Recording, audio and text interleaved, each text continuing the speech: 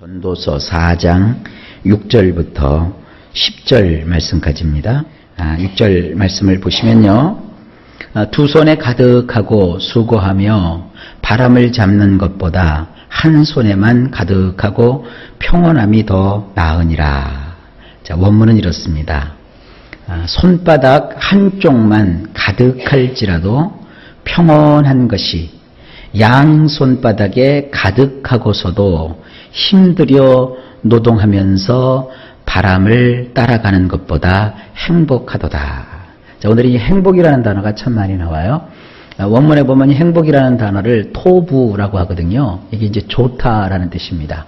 이 토부라는 단어가 제일 먼저 나오는 게 창세기 1장이에요. 하나님께서 세상을 만드시고 보시기에 좋았더라. 이 보시기에 좋았다는 것은 뭐냐면 하나님이 행복해 하셨다라는 거예요. 이 토부라는 단어가 오늘 몇 번이 나오는데 그럼 과연 행복이 뭐냐? 한번 여러분 나는 행복한가 그렇지 않은가 한번 비교를 해보세요. 그래서 6절에 지금 행복을 표현하는데 이렇게 얘기합니다. 이게 한 손바닥이 있어요. 한 손바닥에 가득해요. 뭔가 이제 움켜잡은 거예요. 이 손바닥에 뭐 가득해봤자 뭐 쌀 한 줌밖에 더 되겠어요. 그런데 이 한 손만 가득할지라도 평온한 거, 이 평온한 것이 양 손바닥에 가득하고 한 손바닥보다는 양 손바닥으로 이렇게 한 것이 훨씬 많죠.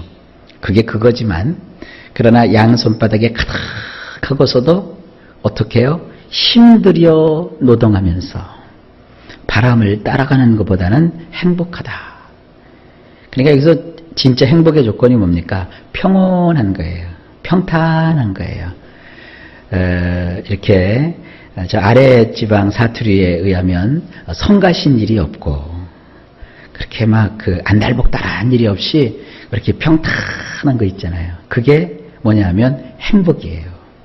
근데 양손에 가득하게 들여놓고자 땀 흘려 일하긴 일하는데 그 일하는 것이 결국은 바람을 따라가는 것 같은 그런 게 있다고요. 평생 애쓰고 수고하고 늘 나는 열심히 사는 것 같은데 그냥 삶이 불안하고 어렵고 항상 마음이 초조하고 불안하고 이런 삶이 있다는 거죠.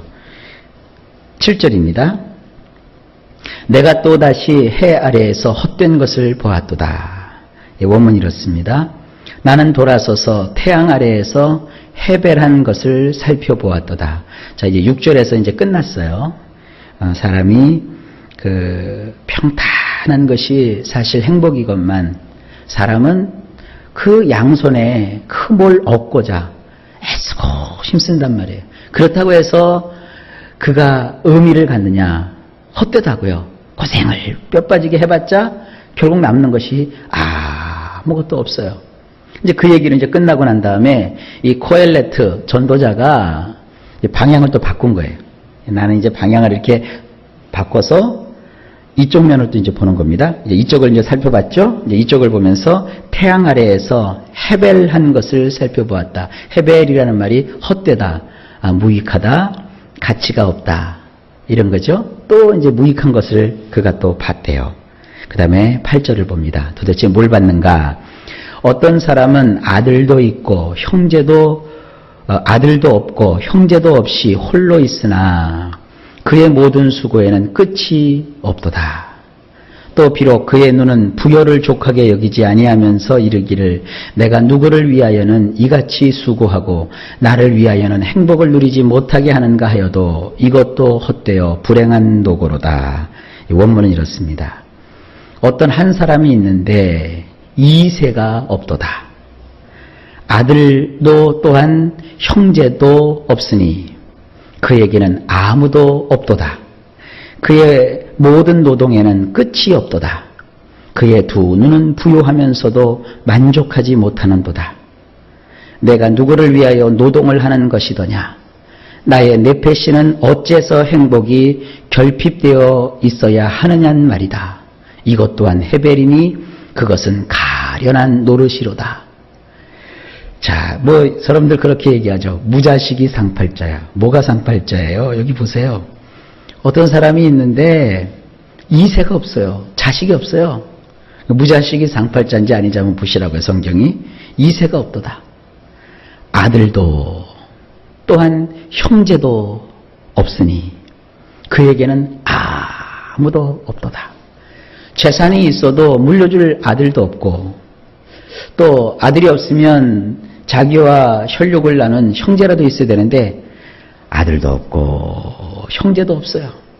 그에게는 아무도 없어요.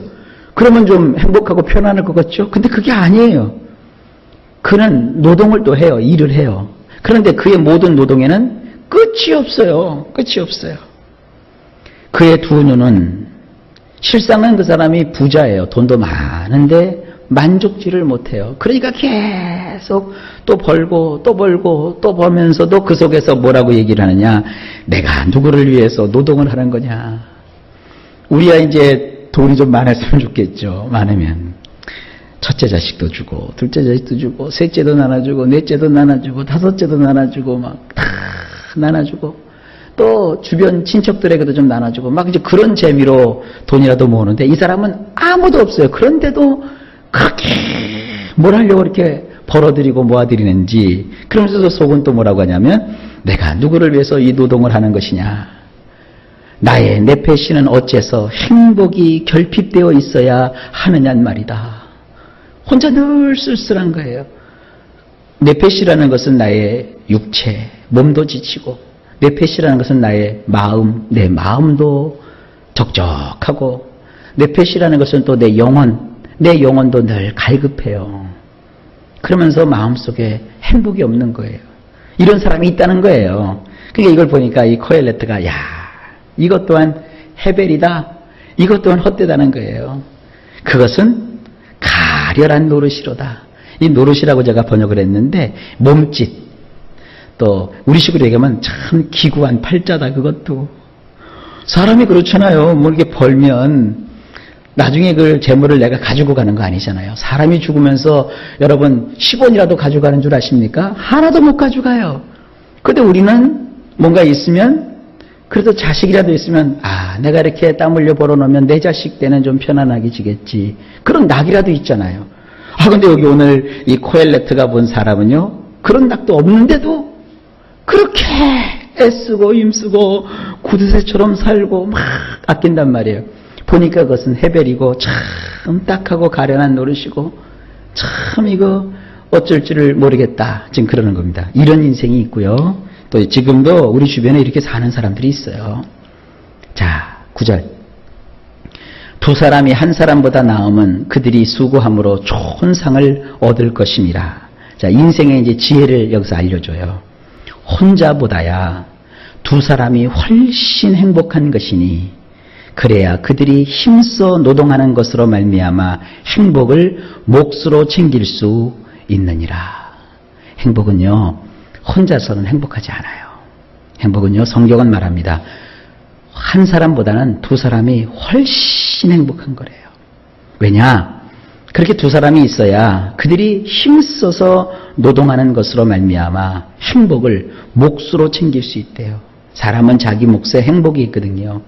그 행복은요, 일할 때, 일하면서 얻는 것으로 말미암아 그 일하는 과정이 행복하고 일에서 벌어들이는 행복이 그것이 행복하고 또 서로가 함께 하기 때문에 행복한 거예요. 그래서 우리 예수 믿는 분들은 말이죠. 비록 혼자라 할지라도 주님과 늘 함께 하고 있기 때문에 행복한 거예요. 여러분, 우리 인생이라는 것은요. 혼자서는 절대 행복하지 않습니다. 우리 성도님들은 무자식이 상팔자니 이런 말 절대 하시면 안 돼요. 그리고 또 아이고 이렇게 고생하느니 그냥 나 혼자 홀로 뚝 떨어져서 살면 좋지. 천만의 말씀. 사람은 절대 혼자 못 삽니다.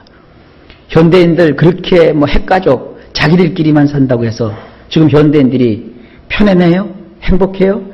옛날 대가족 그냥 막 10식구, 20식구 막 많은 집은 막 30식구 그냥 30명씩 몰려 살 때 먹을 거 없어갖고 막 나눠 먹고 했어도 그때가 행복하지 않았을까요?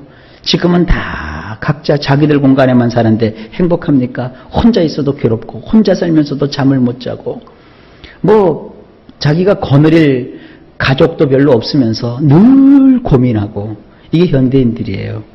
성경은 말합니다. 사람은 혼자 사는 거 아니에요. 함께 사는 거예요. 그리고 행복은 함께 있을 때 하는 거예요.